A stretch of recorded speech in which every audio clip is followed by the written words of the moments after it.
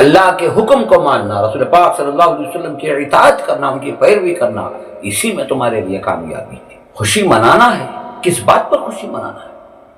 ہمیں تو رونا ہے، ہمیں تو معافیہ مانگنا ہے، ہم نے تو دین کا مذاق کیا ہے، ہم نے نہ اللہ کے احکام کو پہچانا، نہ اللہ کی کتاب کو کبھی ہم نے پڑھنے کی کوشش کی، نہ سننے کی کوشش کی، نہ ہم نے اپنے مال کی صحیح طریقے سے زکوٰۃ ادا کی، نہ ہم نے اپنے ماں باپ کو خوش کیا، ماں باپ کی خدمت کی، نہ محلے والوں سے ہمارے اچھے سلوک ہیں۔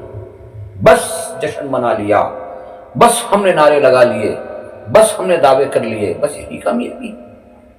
صحابہ اکرام کی زندگیوں کو پڑھو، صحابہ اکرام کی زندگیوں کو پہچانو، کتابوں میں لکھا ہوا ہے، ایمان بنانے کے لیے، اللہ کی رضا حاصل کرنے کے لیے، جنت کو پانے کے لیے کتنی بڑی قربانیاں دی۔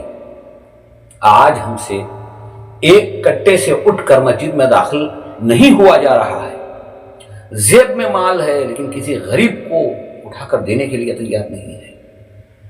اذانیں ہو رہی ہیں، مسجدیں ویران پڑی ہوئی ہیں، ہمارے بچے یہود و نصارہ کی نقل کر رہے ہیں، مگر ہمیں 12 ربیع الاول کا انتظار ہے کہ ہم ایک دن خوشی منائیں گے، بس پھر آئندہ سال تک ہمیں نہ کوئی فرض کی اہمیت ہے، نہ کوئی سنت کی اہمیت ہے، نہ کوئی نوافل کی کوئی اہمیت ہے۔ دوستو، یہ اصل اسلام نہیں ہے۔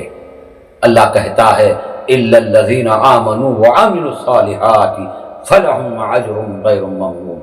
جنہوں نے ایمان لایا، جنہوں نے اسلام کو مانا، اس کے بعد جنہوں نے اچھے اعمال کیے، انہی کے لیے جنتیں ہیں جو کبھی ختم نہ ہونے والے انعامات ان کو دیے جائیں گے۔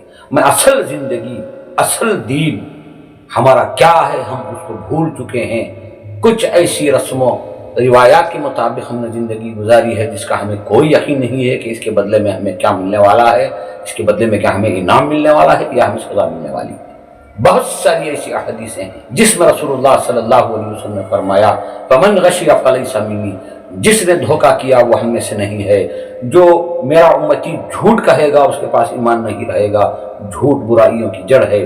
آج یہ سارے مرض ہمارے اندر کمی پیش ہیں، اس کے باوجود بھی ہم دعوے دار ہیں کہ ہم ایمان والے ہیں۔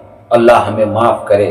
یقیناً میرے دوستو یہ بات یاد رکھو، اللہ سبحانہ وتعالیٰ کہتا ہے وَاتَّقُوا اللَّهَ، مجھ سے ڈرتے رہو، مجھ سے ڈرتے رہو۔ اللہ کا ڈر اپنے دلوں میں پیدا کرو۔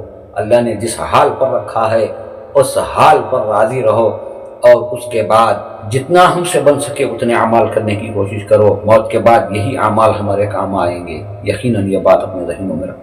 آپ صلی اللہ علیہ وسلم آخری رسول ہیں، اس کے بعد کوئی نبی نہیں ہے۔ دوسرا، ان کی لائی ہوئی شریعت مکمل ہے، اس میں کوئی شک نہیں۔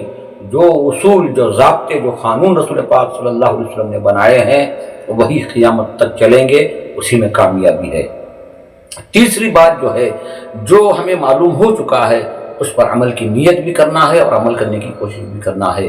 اور چوتھی بات جو ہے وہ ہے جو اچھے اعمال ہم کر رہے ہیں، اب چاہیے کہ ہم یہ دوسروں تک پہنچائیں۔ بلغوا عنی ولو آیا، جو عمل ہم کر رہے ہیں، جو باتیں ہمیں معلوم ہو چکی ہیں، یہ دوسروں تک پہنچانا بھی ایک ہماری ذمہ داری ہے۔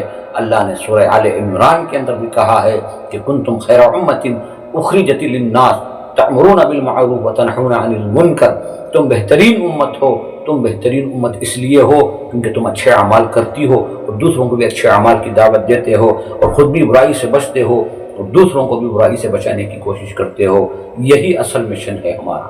اور جتنا زیادہ کثرت سے درود پڑھو گے، رسول پاک صلی اللہ علیہ وسلم فرماتے ہیں کل قیامت کے روز میرے سب سے زیادہ نزدیک وہ ہوگا جس نے مجھ پر زیادہ درود پڑھا ہوگا۔ درود السلام کے نذرانے پیش کرتے رہو، اللہ سے ہمیشہ دعا کرتے رہو اے اللہ ہمیں دین کی صحیح سمجھ عطا فرما، اے اللہ بدعات و خرافات سے ہماری حفاظت فرما، اے اللہ وہ طبقہ جو انعام والا طبقہ گزرا ہے، اے اللہ ایسے انعام والے طبقے کے راستے پر چلنے کی توفیق عطا فرما۔ اے اللہ جب بھی ہمیں موت آئے، کلمے کے ساتھ موت آئے، ایسی زندگی ہمیں گزارنے کی توفیق عطا فرما۔